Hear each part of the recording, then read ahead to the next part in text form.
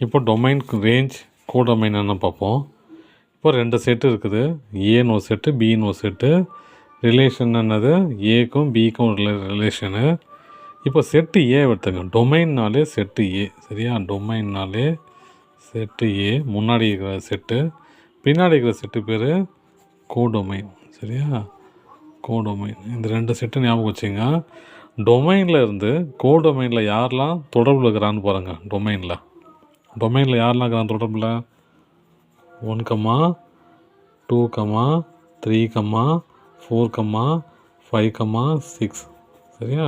7 ரிலேஷனில் இல்லை, விட்டுருங்க. ரேஞ்சு பாருங்கள். டொமைனும் ரேஞ்சும் ஒன்று தான். டொமைனுங்கிறது இந்த பக்கம் ரிலேஷனில் இருக்கிறவங்க, ரேஞ்சுங்கிறது இந்த பக்கம் ரிலேஷனில் இருக்கிறவங்க. அப்போ இங்கே யாரெல்லாம் ரிலேஷனில் இருக்கிறாங்க பாருங்கள். ஏ, பி, சி, டி, இ, எஃப், சரியா? கோடொமைனுங்கிறது என்னென்னா இது ஃபுல்லாகவே எழுதணும், சரியா? ரிலேஷனில் இருந்தாலும் சரி இல்லைனாலும் சரி, இது ஃபுல்லாக. அப்போ யாரெல்லாம் வருவாங்க? ஏ, பி, சி, டி, இ, எஃப், ஜி. ஓகேவா?